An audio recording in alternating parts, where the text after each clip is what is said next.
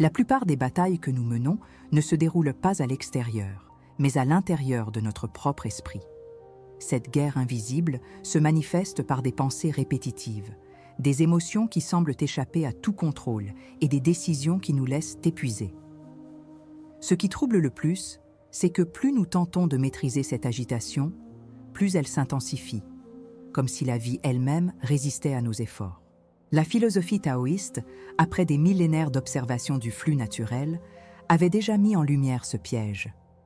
Selon le Tao, la souffrance ne naît pas des faits eux-mêmes, mais de la manière dont nous nous y rapportons. Aujourd'hui, en ramenant ce savoir, l'invitation est de repenser radicalement notre position face à la réalité. C'est cette proposition qui guide ce contenu. La chaîne Solstice existe précisément pour offrir un espace d'étude et de pratique en unissant la clarté de la psychologie à la profondeur de la spiritualité orientale.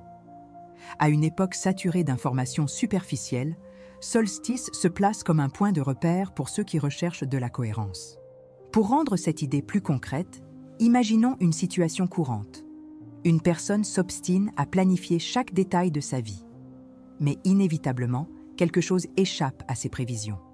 Un embouteillage imprévu, un message qui n'arrive pas, un changement de plan de dernière minute, chaque élément devient source de frustration. Cette réalité quotidienne met en évidence un schéma plus large, la résistance au flux. C'est là que le Tao propose un enseignement central, rappelant que le problème ne réside pas dans l'imprévu, mais dans la friction entre une attente rigide et le mouvement naturel de la vie. Le contenu d'aujourd'hui s'attarde sur ce point crucial. Une fois comprise, cette clé transforme profondément notre rapport à l'existence. À partir des fondements taoïstes, nous verrons comment la douceur peut se révéler plus transformatrice que la rigidité, comment l'acceptation peut apporter plus de clarté que la résistance, et comment l'intégration des contraires peut libérer de la fragmentation intérieure. Le public qui tire le plus grand bénéfice de ce matériel est celui qui a déjà perçu que les techniques superficielles de productivité ou d'auto-assistance ne suffisent pas à apaiser la racine de l'inquiétude. Ce contenu n'est pas une distraction, mais une invitation à accéder à une compréhension plus profonde. Plus tôt nous saisissons la logique naturelle du flux, plus vite se dissout le poids des batailles intérieures inutiles. C'est pourquoi ce contenu n'est pas seulement une vidéo de plus, c'est une convocation. C'est un appel à reconnaître que nier le problème ne le rend pas moins réel. Au contraire, c'est dans l'évitement indirect qu'il se renforce. En suivant pas à pas ce parcours, vous aurez l'occasion d'appliquer les principes taoïstes à des situations concrètes, de dissoudre les résistances et d'élargir votre perception. Ici, il n'y a pas de raccourci, mais une logique claire, structurée et validée par des siècles d'expérience. Voilà la véritable valeur en jeu. Transformer une sagesse ancienne en ressource vivante pour le présent. Si vous sentez que le moment est venu de cesser d'accumuler des informations et de commencer à construire une compréhension solide, ce contenu est pour vous. Le temps ne rend pas l'énergie gaspillée dans les conflits intérieurs, mais il offre la possibilité d'apprendre dès maintenant à ne pas les répéter. C'est cela l'urgence. L'aujourd'hui est le champ de pratique et non un demain indéfini. Si ce thème résonne en vous, abonnez-vous à la chaîne, activez les notifications et soutenez par un like. Ainsi, vous devenez partie prenante de cet espace d'étude continue et assurez votre accès à chaque nouveau contenu qui enrichit ce cheminement. Au début du VIe siècle avant Jésus-Christ, la Chine traversait une période de grande instabilité sociale, marquée par des rivalités entre royaumes et de profondes transformations culturelles. C'est dans ce contexte qu'apparut une figure entourée de silence et de mystère. Laozi, le gardien des archives impériales, qui, lassé de la dégradation morale de son époque, partit vers l'ouest. Avant de disparaître, il aurait laissé le Tao Te Ching, un livre bref et énigmatique, qui deviendrait l'un des textes les plus influents de l'histoire. Ce geste n'était pas seulement politique, mais existentiel. Il symbolise une rupture avec le chaos extérieur pour proposer une nouvelle façon d'aborder le conflit intérieur. C'est dans ce passage que la philosophie du Tao atteint son point de tension le plus intense. L'enseignement transmis par Laozi ne se présente pas comme un manuel de guerre, mais comme une sagesse qui reconnaît la futilité de lutter contre le flux naturel de la vie. Il décrit le Tao comme ce qui est toujours présent, invisible, mais qui soutient toute chose sans effort. En même temps, il avertit que l'homme, en cherchant à imposer un contrôle absolu sur la réalité, construit sa propre prison psychologique. La leçon n'est pas abstraite. Il suffit d'observer le quotidien pour voir comment la rigidité accroît la souffrance. Chaque fois que nous résistons à l'imprévu, chaque fois que nous nous accrochons à une identité figée, nous renforçons les murailles du conflit intérieur. Voilà un point central pour comprendre qu'il s'agit de dissoudre et non d'intensifier les luttes de l'esprit. Mais il existe un paradoxe qu'il faut saisir pour permettre une véritable transformation. Si la résistance est cause de souffrance, pourquoi l'esprit s'obstine-t-il à la maintenir? La réponse se trouve dans la peur de perdre le contrôle. L'esprit humain craint la fluidité, car il croit que sa sécurité repose sur des attaches fixes. Ce dilemme se manifeste aussi bien dans les petites décisions du quotidien que dans les grands choix de vie. C'est une tension constante entre la confiance dans le flux et l'attachement à l'illusion de maîtrise. Cette ambiguïté est fertile, car elle nous invite à examiner avec rigueur d'où naît réellement la lutte intérieure. Le Tao ne demande pas d'éliminer la pensée, mais de comprendre la logique qui la garde prisonnière. Un exemple historique illustre ce point. Sous la dynastie Han, plusieurs souverains tentèrent d'appliquer des principes taoïstes dans leur mode de gouvernance. Certains découvrirent que plus ils exercèrent de force sur le peuple, plus la résistance grandissait. D'autres, au contraire, choisirent de gouverner avec légèreté, laissant les processus naturels suivre leur cours. Les résultats furent remarquables. Des périodes de stabilité naquirent non d'un excès d'intervention, mais de sa réduction. Ce contraste montre que le même principe s'applique à la vie psychique individuelle. Quand nous forçons trop, nous créons des ruptures. Quand nous agissons en harmonie, l'équilibre s'installe. C'est dans ce mouvement que se manifeste l'essence du Wu Wei, l'action en résonance avec le flux. D'un côté, l'élan de contrôler, de l'autre, l'intuition que céder au flux procure un soulagement. C'est dans ce champ symbolique que le récit de Laozi reste d'actualité, car la lutte intérieure d'alors n'est pas différente de celle que nous vivons aujourd'hui. Nous connaissons tous la sensation de ramer à contre-courant jusqu'à l'épuisement, et nous avons tous goûté au soulagement de lâcher prise et de laisser les choses se réordonner d'elles-mêmes. La différence réside dans la reconnaissance consciente de ce schéma et le choix de le cultiver comme pratique. Ce choix n'est pas anodin, car il exige un détachement de l'identité rigide. Mais c'est précisément là que commence la dissolution du conflit. Le Tao nous invite à voir que la douceur n'est pas faiblesse, mais une force enracinée dans la continuité même de la vie. Comme l'eau contourne les obstacles sans perdre son essence, l'esprit peut apprendre à accueillir émotions et pensées sans lutte. Cette perspective transforme radicalement la manière dont nous faisons face à l'anxiété, à la frustration et au doute.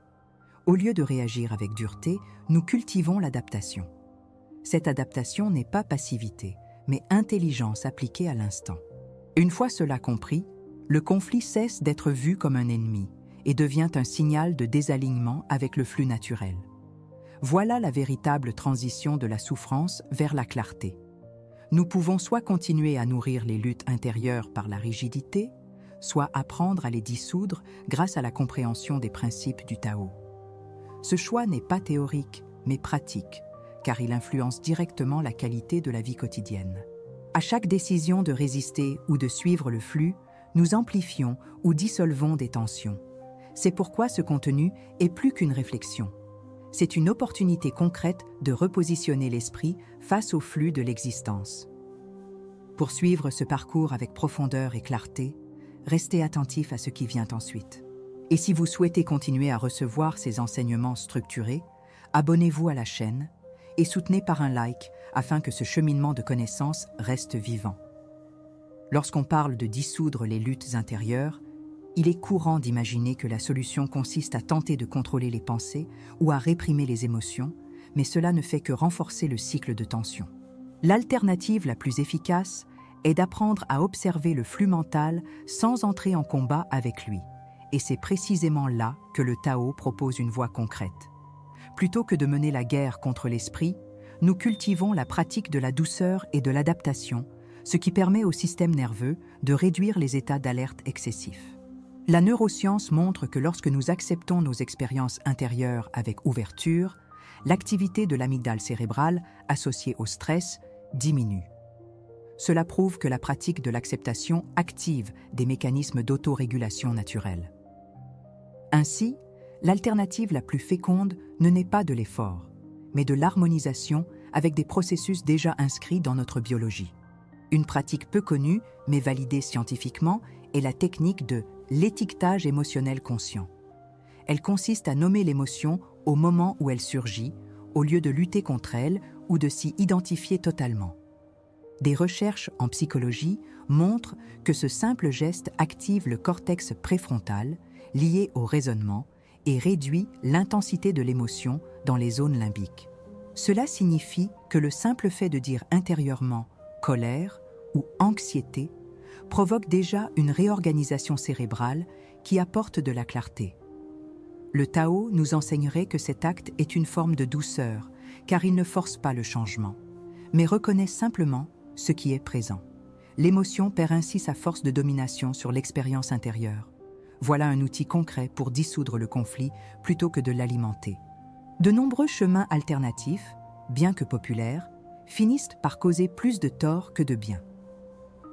Forcer des pensées positives, par exemple, peut conduire à une répression émotionnelle qui revient avec encore plus d'intensité. Quand les émotions sont refoulées, la réactivité physiologique augmente, accélération du rythme cardiaque, tension musculaire. Cela confirme ce que la tradition taoïste affirmait déjà. Plus nous devenons rigides face aux expériences, plus nous consommons d'énergie. Autre exemple, l'excès de stratégies de productivité qui promettent la concentration mais renforcent l'autocritique. Au lieu d'apaiser l'esprit, elles créent surcharge et sentiment d'insuffisance. Ces effets secondaires montrent que combattre la lutte intérieure avec davantage de rigidité ne fait qu'aggraver le problème.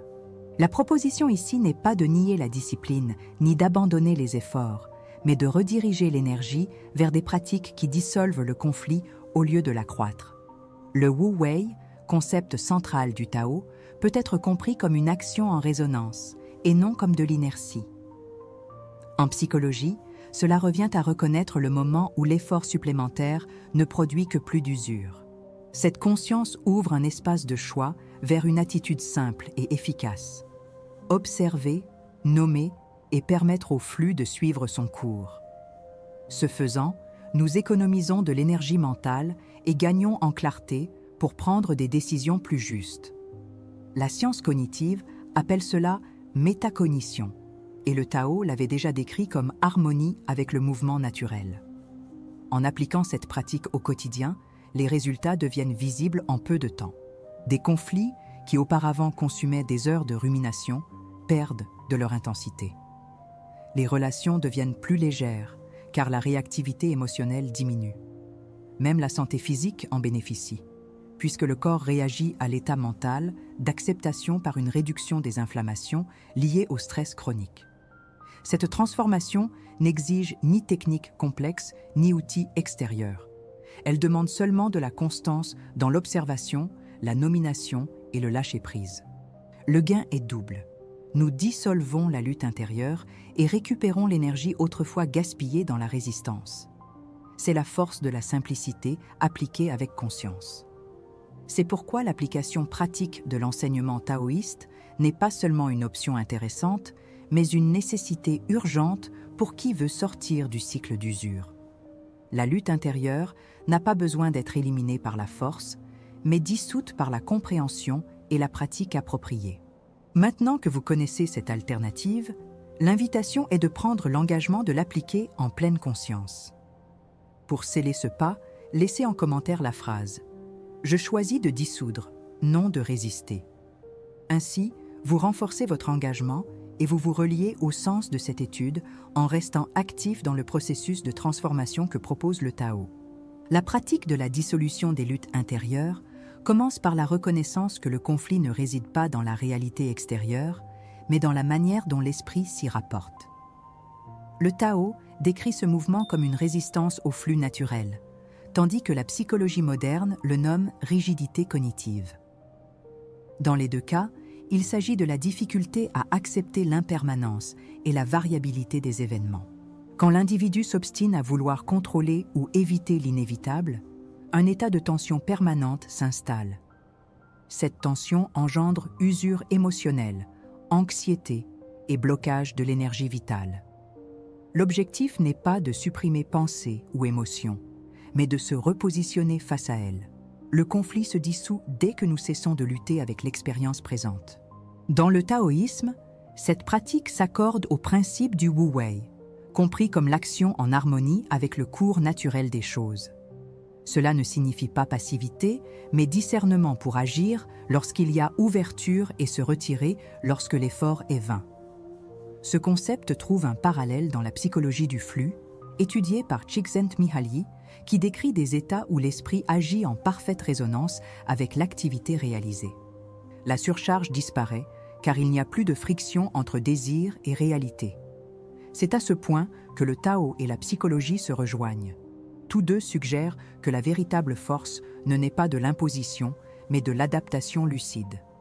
Voilà le chemin qui dissout et non intensifie la lutte intérieure. Du point de vue bouddhiste, cette compréhension rejoint le concept d'anatta, ou absence d'un moi fixe. La lutte intérieure naît souvent de la défense d'une identité rigide, qui cherche à s'affirmer ou à se protéger à chaque événement. Cet attachement crée un sentiment constant de menace, comme si chaque changement représentait une perte personnelle. La pratique spirituelle consiste ici à relâcher cette fixation et à reconnaître le flux impermanent de l'être. La psychologie contemporaine confirme cet éclairage, en montrant que la flexibilité psychologique est l'un des principaux indicateurs de santé mentale. Se libérer de la rigidité du moi n'élimine pas l'individualité, mais permet à la vie de se dérouler avec moins de friction. L'application concrète de cette compréhension consiste à entraîner l'esprit dans de petites situations quotidiennes. Lorsqu'un imprévu survient, au lieu de réagir avec rigidité, il est possible d'observer l'émotion, de la nommer et de la laisser se transformer. Cette attitude simple réduit la décharge de stress et accroît la clarté pour choisir l'action suivante. Avec le temps, la pratique renforce l'équilibre émotionnel et le sentiment de fluidité. Dans la tradition taoïste, cette capacité est comparée à l'eau qui s'adapte sans jamais perdre son essence. En psychologie, elle correspond au développement de la résilience et de l'autorégulation. C'est dans ce croisement entre spiritualité et science que la pratique prend toute sa puissance. En conclusion, l'analyse conceptuelle et spirituelle convergent vers un même noyau. Le conflit se dissout par la compréhension de l'impermanence, par l'intégration des contraires et par l'assouplissement de l'identité. Le Tao, le bouddhisme et la psychologie n'offrent pas de raccourcis faciles, mais des chemins cohérents pour cultiver un équilibre véritable. Comprendre que la lutte naît de la résistance au flux constitue déjà un premier pas vers sa transcendance. Ce processus demande pratique, conscience et ouverture pour revisiter d'anciens schémas. Mais ces fruits transforment la relation à la vie à tous les niveaux, mental, émotionnel et spirituel. Voilà l'essence de la dissolution des luttes intérieures. Tout au long de ce parcours, nous avons vu que les luttes intérieures ne se dissolvent pas par la force, mais par la compréhension profonde de la fluidité de la vie. Le Tao nous enseigne que la rigidité est la racine de la souffrance, tandis que la douceur ouvre la voie à la clarté et à l'équilibre. La psychologie confirme que l'acceptation consciente transforme le fonctionnement de l'esprit, apportant sérénité plutôt qu'usure. Mais une question persiste en silence. Si la vie s'écoule sans effort, pourquoi insistons-nous à nager à contre-courant ? Cette question n'exige pas de réponse immédiate, mais une observation patiente. C'est dans cet espace entre savoir et expérience que se révèle la véritable pratique. L'enseignement commence précisément là où s'installe le doute. Dissoudre est plus sage que résister. Cette synthèse porte le fruit de tout ce qui a été parcouru jusqu'ici, car il ne s'agit pas seulement d'une idée, mais d'une clé de perception. Lorsque nous comprenons que la douceur triomphe de la dureté, nous gagnons la possibilité de transformer notre relation avec nous-mêmes. L'esprit cesse d'être un champ de bataille pour devenir un espace de fluidité. Voilà le véritable bénéfice d'intégrer la philosophie taoïste avec la psychologie contemporaine.